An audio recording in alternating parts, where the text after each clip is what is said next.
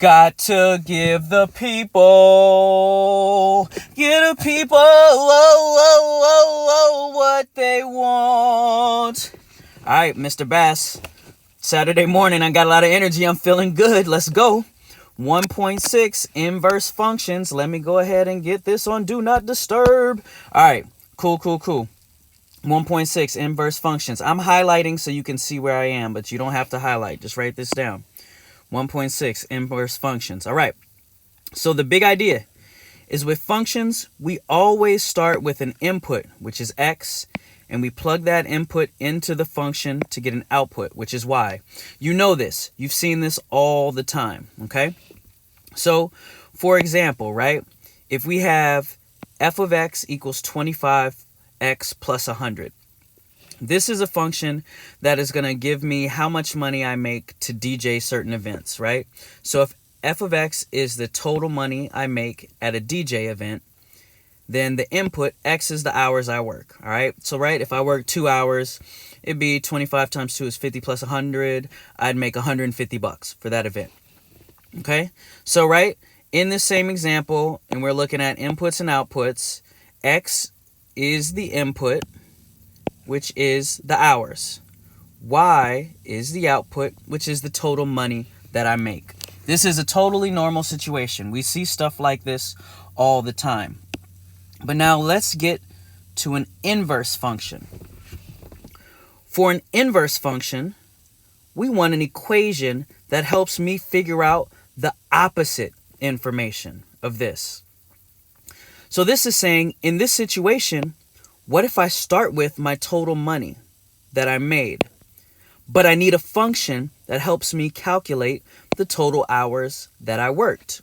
Well, that's what an inverse function does. It basically flips x and y. So, in this situation now, my input, my x value, is going to be the total money I made. And my output, my y value, is going to be the hours that I worked. Right? So in this case, instead of being like, oh, I worked 8 hours, how much money did I make? I could be like, oh, I made $450. How many hours did I work? So the big idea is, for an inverse function, x and y have to switch roles. So again, notice x was hours, y, and the output was total money. Now the input was the total money, and for this function, the output would have been hours. All right.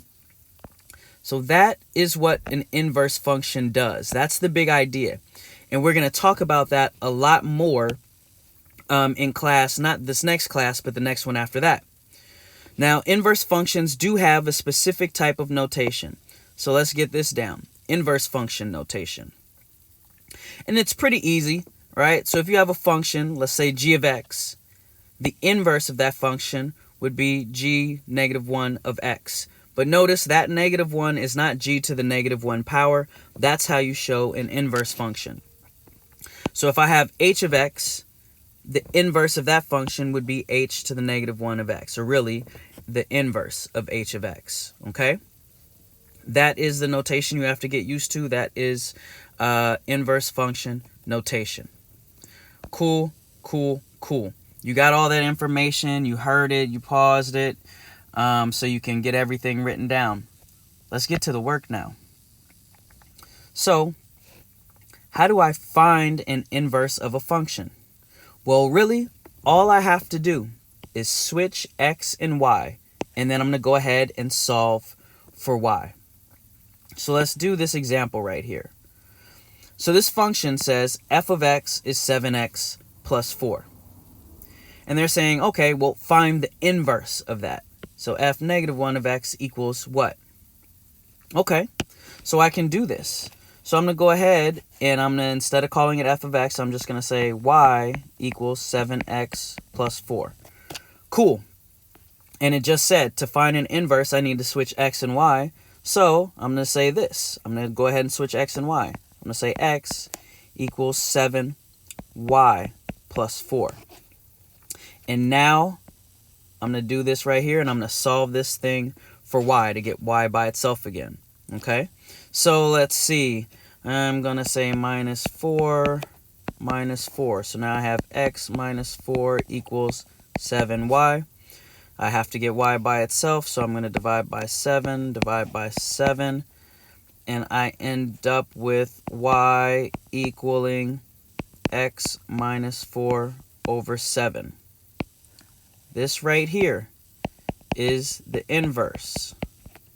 So, in other words, f negative 1 of x equals x minus 4 over 7. That is how you find an inverse, okay? So let's do one more. We're going to practice this in class. We're going to put it in context so it means stuff. But right now, we're just trying to algebraically find an inverse. So let's do one more example. All right? So, in this one, f of x equals 2x cubed minus 1. I need you to find the inverse of f of x. Why don't you try it first? Pause it right here and you try. Cool. You guys try stuff, so you paused it. Let's see what you did. If it was me, I would have said, okay, so if f of x equals 2x cubed minus 1, that's the same as saying y equals 2x cubed minus 1. All right, I need to find the inverse, so I need to flip x and y. Okay, x equals 2y cubed minus 1. And now, I'm going to move this over. Ooh, no, that looked ugly. Try that again.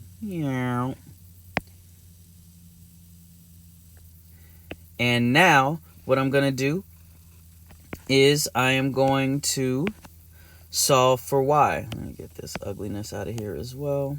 Boom, boom, boom. All right, now we back in business. Okay, so let's see. I need to get y by itself, so I first need to do plus 1. So I end up with x plus 1 equals 2y cubed. That is so ugly. 2y cubed. Now I have to divide by 2. I end up with x plus 1 over 2 equals y cubed.